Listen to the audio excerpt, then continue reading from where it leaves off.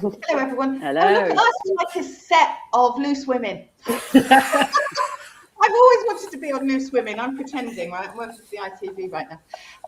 So, hello, everybody. Thank you so much for joining us this morning. Thank you to my wonderful, wonderful guests. So today's talk, opening session, is about how to be a successful agency leader, or how to lead a successful agency, maybe, or even just how to lead, because basically, I think it's all part of the same thing. And we four had a chat a few weeks ago just to talk about what themes we might be discussing, and we kind of boiled down to the way to be successful in leadership is all about your people and investing in your people. And we're going to talk about that in great detail. And I've got to be honest with you, I've never run an agency in my life. So I'm the person that's least should be here. And I'm hoping to learn just as much from these three as I'm sure you are. So let's just welcome our three guests. So Dani, do you want to just say a little bit about you and your agency? Yes, hi. I've always wanted to meet you, Sherilyn, so this is a bit of a exciting morning for me as well, but and everyone on the panel, obviously. I am Dani. I'm Chief Exec of Digitas. We are a 400 plus person digital agency, part of the Publicist Group, and we do lots of things like digital media planning and buying. We build digital products and services. We have a big CRM part of our business, and we do lots of great creative technology types of things. So a really interesting and growing business. And I have been Chief Exec, I think, for about 3.5, 4 years now. And we've done a lot of work around building an inclusive culture, as well as all of the other things that you need to do as an agency leader around growth and making the work amazing and making sure your people are happy and motivated and growing their careers. So yeah, it's been an interesting ride and really happy to be here. So thank you. Fabulous. Thank you. Melissa? Hello, I'm the CEO of Dark Horses, and we're a creative agency that specialises in sport, health and fitness. So we look after brands across the world of sports apparel and tech, but also broadly into sort of fitness and wellness. And we also look after brands that align themselves with sporting events. So, for example, we looked after TikTok and Just Eat Takeaway for the Euros, and we're looking after a number of brands for things like the Champions League. And I've been at the agency since last September. So you can imagine that during the pandemic, sport was certainly different. So it's been a interesting but also really exciting year. And the agency, I think, has changed a lot in that time in a really good way. Oh, wow. You tell us more about that later then. And Tamara? Yeah, so Tamara Littleton, I'm the CEO, or Chief Eternal Optimist, as I like to say, and founder of The Social Element. And we're actually going into our 20th year next year. It's an independent agency, and our whole sort of ethos is genuine human connection. So we're a social media agency, but we help brands like Oreo and Peloton and Visa and Dr. Pepper have amazing, genuine human connections with their consumers and audience on social media. So very much a specialist agency. And Tamara also runs a really amazing podcast, which she has yet to invite me to talk on.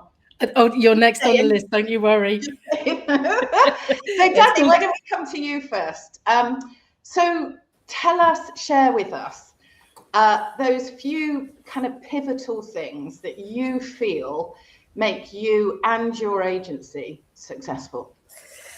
Okay, so that's a great question. And there's so many things, but actually in typical agency style, I'll probably talk about three. It's always three things, right? So I think over the course of my, God, I'm showing my age here, 24 years in agency world, I really realized when I became CEO, I really thought long and hard about the agencies I'd worked at and what made them work, and the agencies that I'd worked at that maybe didn't work so well and why. And I really started to kind of build I suppose, my own list of some of the things that I wanted to bring into the agency to help the agency grow and change, and make sure I didn't do any of the things that I'd seen before that, you know, weren't great.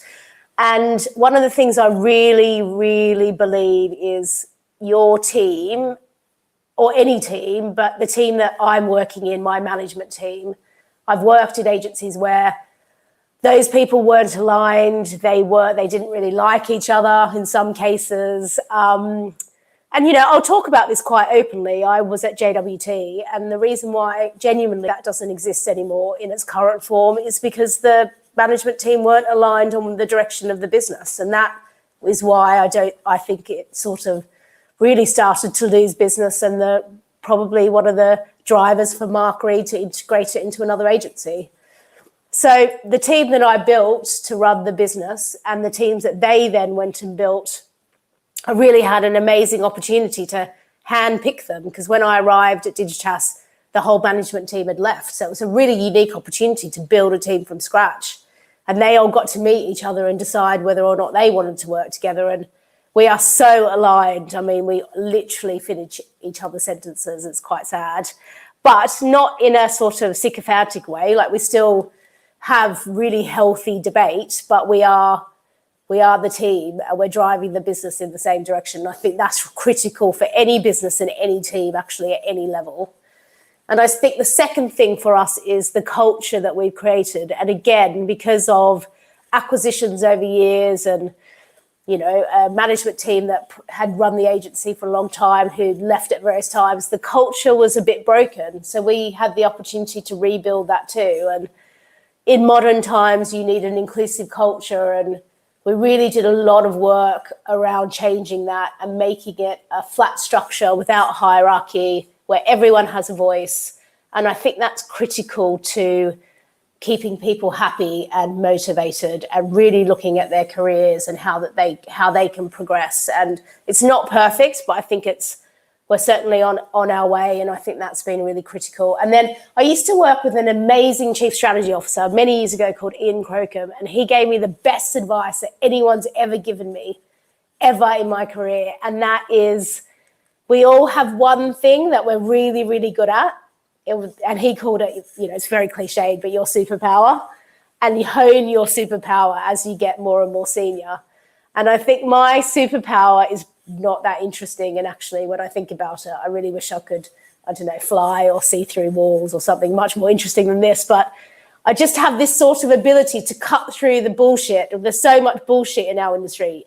And especially for all of you watching that are pitching all the time. I mean, I walked into a pitch room so many times and I'm like, how did we get here? Why are there 40 people here? And like, just make it, there's always a way to cut through it and make it simple. And I think that is how I try and run the business and run the agency and run pitches and kind of do everything. And it's my job to take on the politics and kind of make sure everyone's not exposed to it so that they can just do the best work possible. So those are my three things.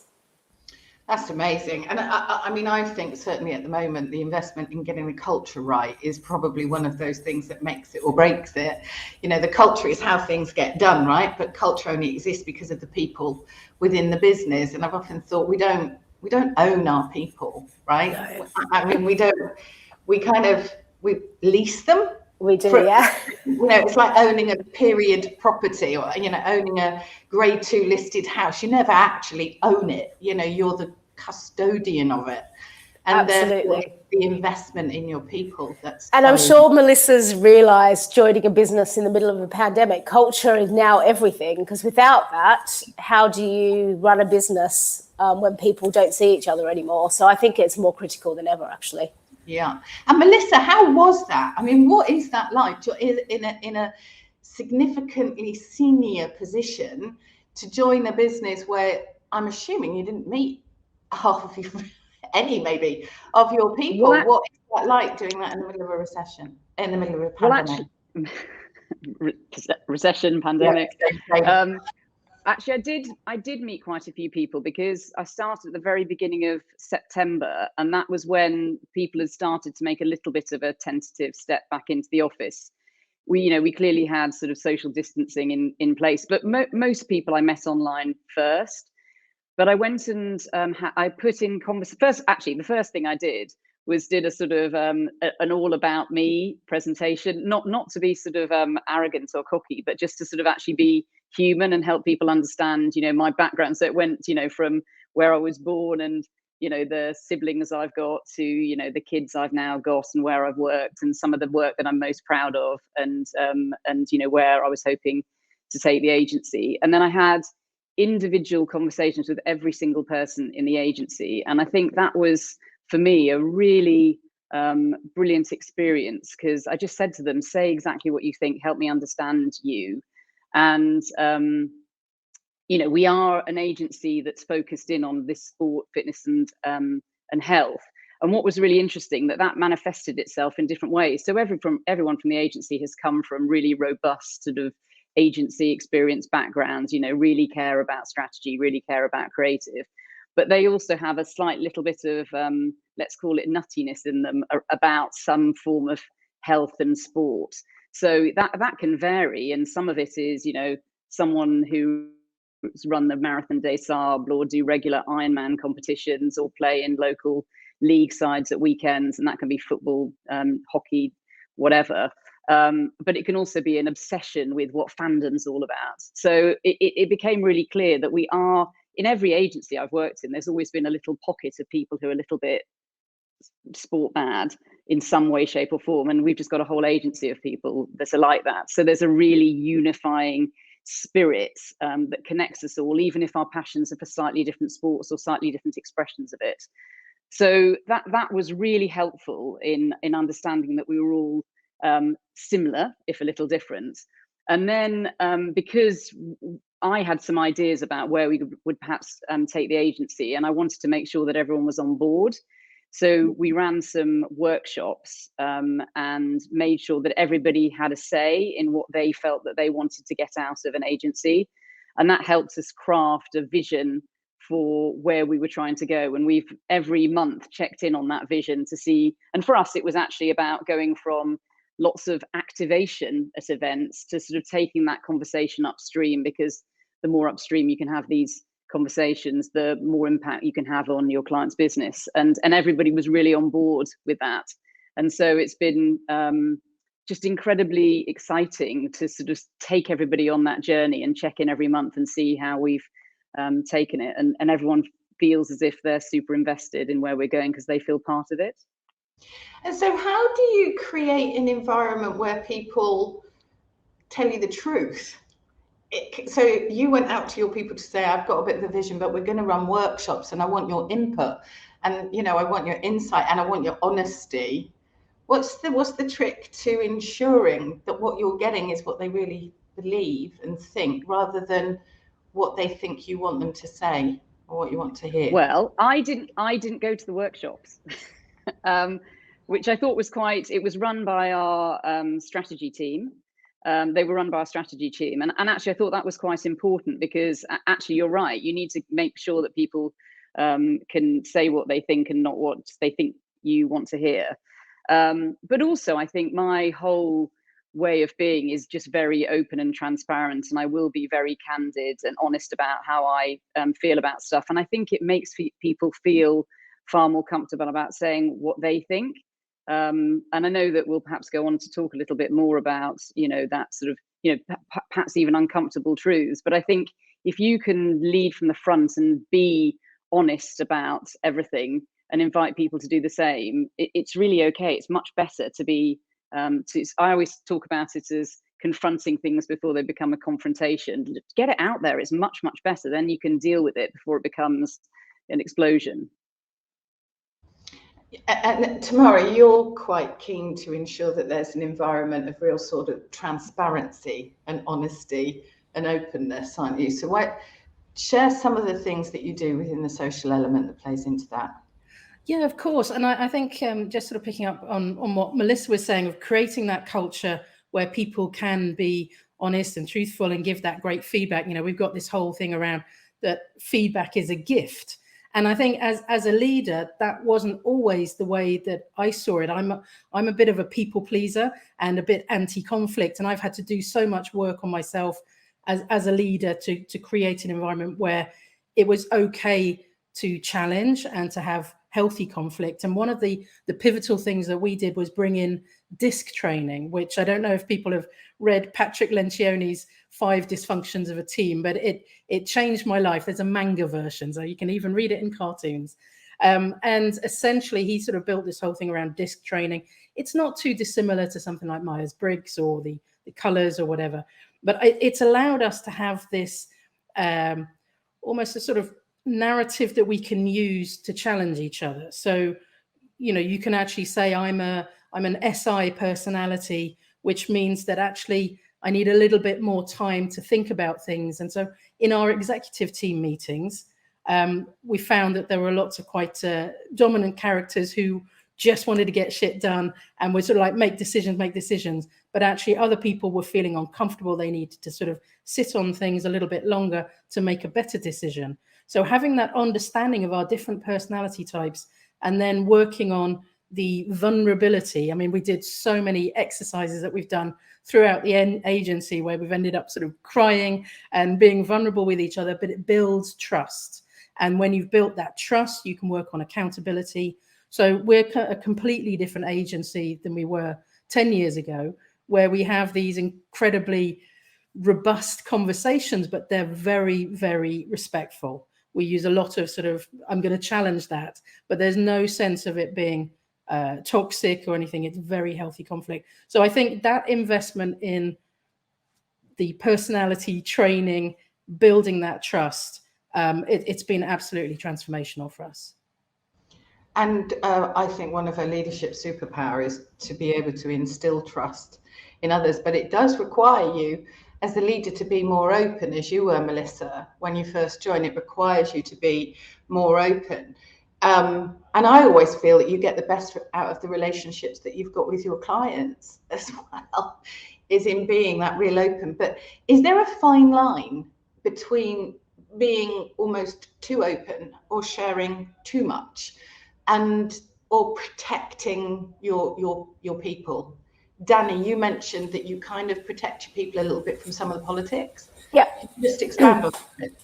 I mean, I don't know how many of you work in a group sort of environment, but it can, because there's just so many people, so many different agencies. We work in lots of one team models. So Digitas will work with quite a few other agencies on an account. And I really think that from a group perspective, there's so much going on. There's share price. There's, the week before we talk about our, the group's revenue and profits to the city. And there's there's all of that. And I just don't want my team to be worried about what's going on up there, I call it, because, they need to concentrate on the work and our clients, and that's their job.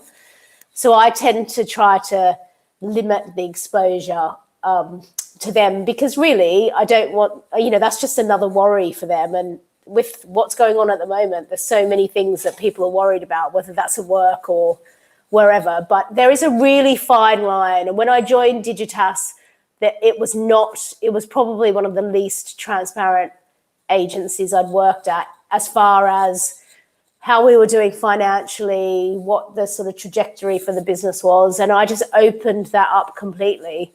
And I just think you have to treat people like adults, because they are adults, and you have to bring them on a journey with you, and they need to know where you are now and what your plan is for the future. And I think that also creates trust when you do open those doors. But then, if I think a big client might be about to walk or whatever, I will shield that from the business for a while until I know more. Because again, there's so much hearsay in our business.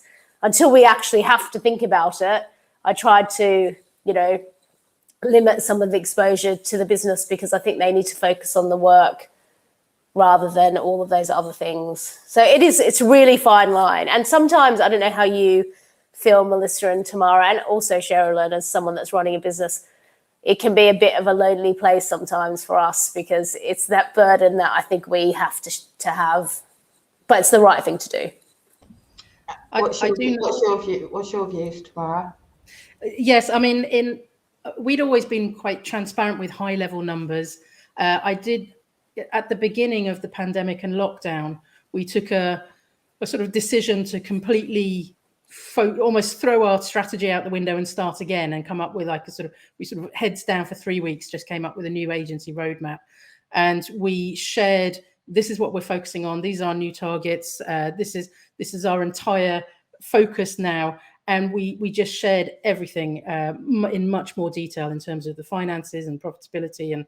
And it was, I think people really appreciated it. And it kind of gave that sort of safety and perhaps quite a lot more information than they'd had before. I can't see us going back from that now. I think that transparency is really helpful. But Dani, I do agree that, you know, there is that sort of shielding and sort of desire to sort of protect people from everything. And sometimes I don't sort of even realize it that, you know, if you're worried about something else that's nothing to do with the business, people can make assumptions and think, oh, Tamara's looking a bit worried, what's going on? So you have to really sort of be able to be aware of everything that's going on. But I do find that transparency is so important. And I've been running an agency that was remote first. So 19 years ago, I started it as you know, remote from the beginning. We had an office in London. We still have an office in London, but we've gone back to the fully remote model, and we've got about 350 people working in that style. As a result of that, I think our culture has always been over communication, that it's more transparent than perhaps other agencies would normally have. But I found, and perhaps everyone is going to realize this because so many people are working from home, is that there can be this paranoia that creeps in when you're not in an office and you're not picking up all the things from each other. So I think we've made a special effort to be perhaps over transparent. Can you give us some examples, Tamara, of what we might see, so some tips about how to do that well? Because I'm assuming there's a number of agencies out there that, you know, haven't been remote first and have probably struggled a bit and made a few mistakes. I'm just wondering what you can share. Yeah, I mean, the over communication it's almost like to the point you think, surely everyone knows this now, but they don't. It's almost like you have to sort of communicate things in different ways and channels about sort of 10 times. So we have an all hands, which is, you know, very similar to this, everyone on video and chatting, you know, everyone's doing that, but we will make sure that we're repeating key messages about client wins or any sort of change to technology or something like that. It has to go out in the internal newsletter, in the meeting, the priority meetings, the stand-ups that we do, and the all hands, and then repeat it again in the other all hands, to the point you just think this is crazy. But it's just, you don't get that osmosis that you would get in an office. So you just have to over communicate in that way. And yeah, I think there are loads of other things that people have learned along the way, but it's also about having a water cooler area. So, you know, the natural way that people would sort of jump, go and chat to someone over coffee and say, oh, did you hear about that? Oh, no, I didn't hear about that. You build a channel for that instead and make it a bit more kind of, just social. Well, I'm glad you said that, because one of the things that I think everybody is reeling from over the last 18 months is it's been so intense. It's been so scary and fragile and uncertain, and, you know, one minute we're being completely controlled by rules, and then the rules come off, and all of a sudden we've all got to take responsibility. And a lot of this stuff has been playing on people's minds, but without the normal venting thing that we all do, which is we all talk to other people who are feeling just as shit as we are. Just kind of like talk together as a group, and understanding and knowing that other people are thinking and feeling the same thing can in itself be helpful. So how do you ensure, or how have you ensured that the people within your business are being given an outlet to share some of the things, some of the kind of real deeper emotional stuff that's going on for them? Melissa, how have you done that within Dark Horses? Well, when I started at Dark Horses, there wasn't really a structure in place at all, and And I don't. Dani talked about having flat structure, and that's really important. But I think you have to have a support structure where people feel that somebody's got their back, that somebody actually cares about their personal career development. So I put in place very clear heads of departments who are responsible for that career development, and sort of put a more sort of coherent process of monthly, in some cases weekly check-ins. And so everybody had responsibility for other people, and I had responsibility for those people. And we have regular management meetings, and we'll talk about individual people's health and mental health, and how we feel they're getting on, or whether they're too overworked, or whether actually they're worried because they haven't got enough work. And just it's open dialogue. And I think I'm just going to go back a little bit to the sort of transparency of the finances, helping people sort of understand how an agency works, and that will be good and bad. That sort of honesty of where we stand, and opening yourself up to exactly how it works, educating people about what finance is. And by finance, I mean, how to understand the basics of a P&L will be super important for them in their own lives. So having that sort of openness and honesty, and inviting people to, if ever they want to talk to me outside of their one-to-ones. And what's really interesting is that I will have people who will drop into my Slack and just say, actually, can I have a bit of a chat? And they'll say, I'm actually really struggling, I'm feeling a bit overwhelmed, and we'll talk about how we can support them and have coping techniques. But it is good to have some formal support in place. So, we've got Vitality Health, where, if people are really struggling, they can look to get sort of proper medical support through the private health system. We also have Health Assured, which is a 24/7 helpline, and you can have support with mental health. You can see a psychologist for a number of sessions till you sort of get over it. So there are lots of formal and informal things in place where people feel they can talk about it. And actually, it's shown that they have absolutely talked about it when people are struggling. Because I think whilst there might be sort of people who actually have a formal diagnosis, say, of depression, I think what the pandemic has created is perhaps lots of mini micro depressions that people don't even quite realize is a problem, and probably might be a problem in the workplace for years to come. So encouraging people who are feeling a bit overwhelmed to say it, even confronting it and saying it, I think is the first step to actually helping yourself navigate it, and then it's our responsibility to protect them. And that kind of protection or giving safety, I think, is really key.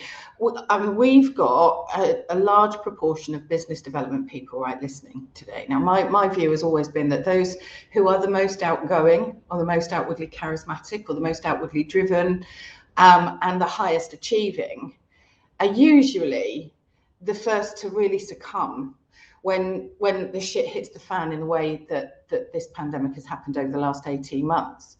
And they're usually the first to feel vulnerability, but they're likely to be the ones that are the least able, or feel the least able, to really share that, to really sit down with the boss and go, I'm really struggling, and I'm not functioning properly, because they're overachievers, and they're driven, and then the very nature of their role is that they're driven to be positively optimistic in a sales or business development, running a sales or business development pipeline. So how, and I guess Dani first, and then the same question to Tamara, how do you ensure that you are creating the right environment to enable your teams to feel safe in coming to you with some of this information? Dani first. Yeah, it's a really good question. I mean, we have lots of things a bit similar to what Melissa discussed around, we've got a brave space session that anyone can drop into and talk about whatever they want. And, we've got lots of tools and headspace apps and things like that. But I mean, I think you're right. When you're having a run of bad luck on new business, or it feels a bit quiet, I always sense our new business team getting quite like, oh God, what's going on, and am I going to be the first to go if we don't get, it's all of that. And that is kind of agency life a bit. But it's, I think the culture is critical, because you're in it, you have to be in it together, win or lose, bad times, good times. That's the beauty, I think, of agency life. But also just honesty. I'm always honest with, if anyone ever asks me anything, I'll be completely honest and transparent with them. Maybe sometimes too much, but I always check in with people. I think there is something about being a leader and having a bit of a, I don't really know what to call it, maybe a sixth sense or a spidey sense, if you're into Spider-Man, on, how people are feeling. And a lot of the time, how people, even the most extroverted, you can see it written on their face when they're struggling sometimes. And I think we've got such a great team at Digitas at a senior level. Whenever anyone is struggling, no matter what role, it will always come back to us. Like, what can we do? How can we help them? How do we, bring them back? And that is part of our job. And we've got to look after our people, and our business development people are the lifeblood of our business. And when they're when they're struggling, we've got to find a way to help them, because without them, we have no business. And I think they are one of the most incredibly important roles in any organization, especially ours. So I have my weekly one-to-ones with all of our senior BD people, and, make sure that I can help them in any way possible. But they are very much, part of my team, and I will back them to the end of the earth. And I think they know that, and that hopefully makes our relationship stronger and, gives us longevity, which I think is really important too. Tamara? I think at the beginning of the pandemic, we started doing daily briefings, and we did those for 3 months. And it was intense, but I think it was so powerful to help. It was almost just like gathering everybody and getting people to sort of connect and share and feel comfortable just talking about whatever was going on. And it's almost hard to sort of think back at those times, but everyone we didn't know what was going on. So I think creating that environment where everyone felt that they could be open, as I said, using sort of chat rooms, etc. But the face-to-face, when restrictions did open in different parts of the world, it was really important to get people together. And it's almost like, even if you do that every few months, just a bit of food, and I love my food. I think businesses are driven by food. Just allowing people to connect in that way really helps and it can, last a while. We also invested in, we'd actually done this before anyway, a wellbeing officer.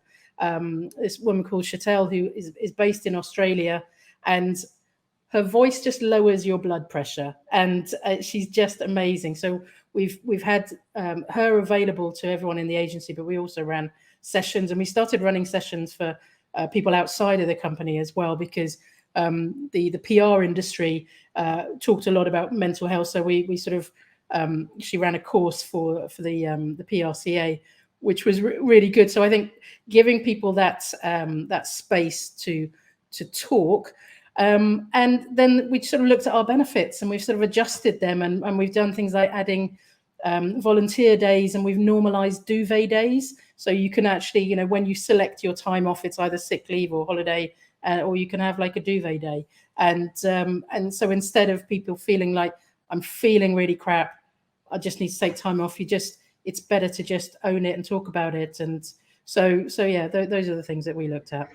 I just got a flashback to the 1990s, which is when duvet days first came out. Remember when there was that pendulum swing, I think, in between two recessions, and we all went, oh my God, our people are really, really important. Make sure that they can take time out. And that seemed to be years ago, and then that's all come back into vogue and is vital. But the whole having those kind of conversations is a two-way street, I feel. So there's an onus on the organisation to create an environment of kind of psychological safety. But there's also got to be both a desire and a capability for the people within the business to feel that they are brave enough or courageous enough to have those courageous conversations. We've got Michelle later, who finishing up today, I think, who's going to talk about that in a bit more detail. But those courageous conversations and ensuring they're happening around the business are really vital. Melissa, what's your view about how to even begin to have those kind of courageous conversations? Well, I suppose when I started, I had my own courageous conversation because I found myself in the throes of perimenopause and I was finding it super hard. I sort of still have, and I've kind of got notes and words sort of spread across the table in my trusty notebook where I've at the front written a sort of list of words that I lose, like basic everyday words that I just can't remember. And I use them every day. It's crazy, and names and things like that. And, you know, I was also getting the, you know, classic night sweats, so I wasn't sleeping brilliantly. You know, tingly fingers, you know, itchy skin, just lots and lots of things. But for me, the worst bit was the sort of mind holes. And I felt as if I was genuinely losing it, that I was going to lose my shit in front of everybody having a meeting and like burst into tears because I was so stressed. And I just thought, I'm going to have to tell everybody. And so I just started dropping it in, you know, I'm menopausal and I'm really struggling with words in particular, and that's sort of making me feel anxious. So please, can you jump in if you know it's sort of particularly a footballer whose name I can't remember, or, you know, whatever it might be. And everyone was really wonderful about it. And so I then wrote about it in the trade press, and that sort of had a really good response. And then ultimately I ended up writing an open source menopause policy, because actually it became really important to me that all organizations needed to have a better understanding of this age of life. But it seemed a slightly odd thing to do at the time, because I'm the only person in the agency that's menopausal and probably will be for like about 15 years. But I felt it was actually more important for everyone else to understand about it. And I guess the reason for telling that story is that sort of honesty and transparency and admitting that I was actually really struggling open the door for people to understand that actually it's okay, that even if, you know, you are super optimistic and you'll bounce into the room and, you know, be there for everybody, it's not all perfect underneath, and actually it's okay to say it, and that you have to be everybody else's safety net and they can be yours. So I think it is very much a two-way street. So I couldn't have survived if the team here hadn't been so brilliant.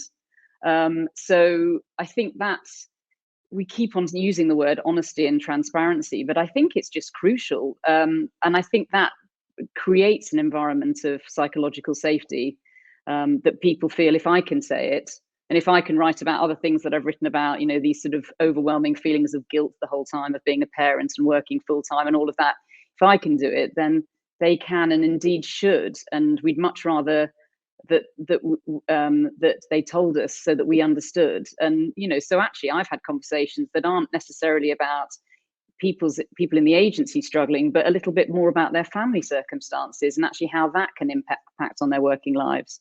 And, you know, I really welcome it. It makes us all human. It makes us who we are in the workplace. And I feel it's crucial. And that humanity is just vital, isn't it? And, you know, humanity is messy. You know, we've got shit going on. We've all got everyone issues. Does. Yeah, issues that we're dealing with. But the more it's discussed, the better. We ran a session for our scholarship alumni in the 3 countries, in the UK, Australia, and the US, which was about parenthood, because we discovered, because of the questions and support they were asking for from us, that even, you know, pregnancy or thinking about having a child or becoming pregnant and needing to tell your boss that, you know, that you're going to need mat leave, and then coming back after parenthood leave, men and women, and then also being a male boss of females who are pregnant, and then you've got complications from pregnancy and all that stuff. And we discovered it was hardly ever discussed in, you know, within the organizations, mostly from a fear perspective of the individual. Not that this company was a shit company and nobody wanted, you know, anybody to leave and go on maternity leave, but just because there's a set of assumptions that our scholars and our scholars partners were making in their companies, not to talk about things. So we did a big session where they spoke to each other and shared with each other, you know, how to navigate it, what to do about it, where to get to support, how to have that difficult or courageous conversation. But my view is it's just not happening enough. Dani, have you got any views on that? Because I know in Australia, Aussies are taught to cover your soft underbelly, right? Yeah, definitely. But I think also we are a bit probably like, maybe not like the Americans. It's hard to articulate, but I think we're also very honest as well. And I think the Brits have a bit of a, you know, keep calm and carry on, whereas the Aussies will just shout about whatever's going on and, you know, just tell everybody. So it is a slightly different culture, although obviously very similar in a lot of respects. But I, on a personal note, I've had 3 unsuccessful rounds of IVF, miscarriage.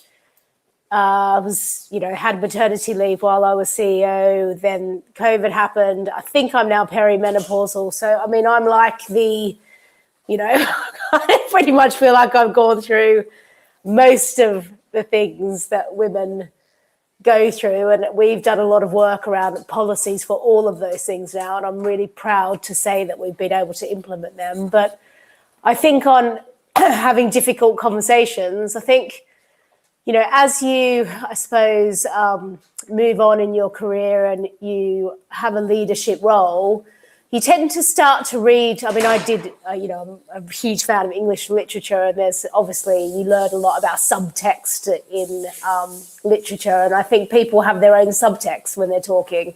They're saying one thing, but actually they really mean another thing. And I've really learned to not provoke, but kind of push around the edges of what people are actually saying to you versus what they really want and what they really mean. And that's a bit of a skill in itself. And I think clients as well, and I tend to, you know, really, you know, push them hard. You know, what do you actually want? You know, what is it that you need from us, or how can we really help you? And you tend to find what they've said at the beginning of the meeting is very different to what they've said at the end of the meeting. And that, I think, is a really important thing to find out how people are really feeling by really asking them directly.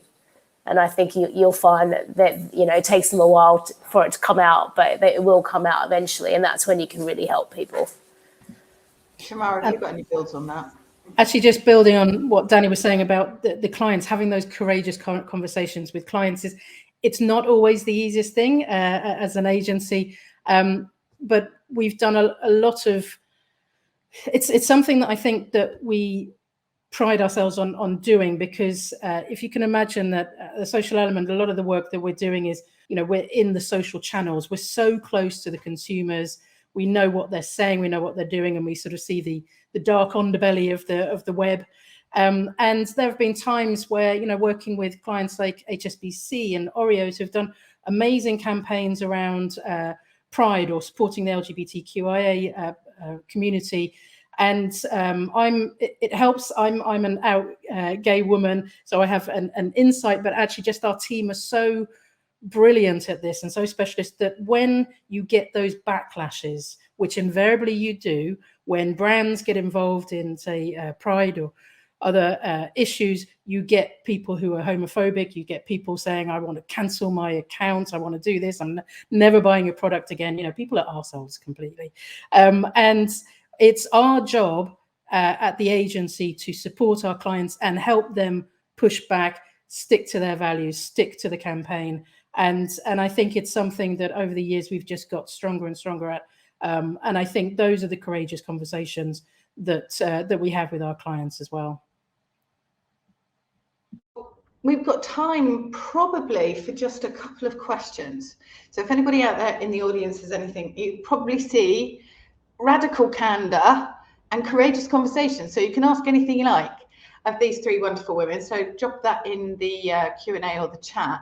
I guess just one final question for me really would be, we've got this great resignation thing happening and it's a real thing. Why is that happening, and what do you think we can do about it? Melissa? I think it's really interesting. I think it's inevitable. People sort of sitting around not knowing what on earth's going to happen for a couple of years. And so, they need and want the security of the existing job. But as everything opens again, they're going to sort of question whether they need to move around. And for me, all we can do is everything we can in the agency to make those people feel valued and respected and be responsible for their career development. And you know what? Sometimes that means letting go. So if people come to me and they feel that they need to get new experiences, they want to try something different, they want to start up something on their own, I will actually always say, well, good on you, because that's what you want to do. And if there's anything I can do to help you, you should do it. Because if someone wants to leave and they're leaving because they don't feel as if they've been looked after, well, then you fucked up. If they're leaving because they want to try something new, you should give them everything they need to make it happen. Yeah, help them move, help them fly. Tamara?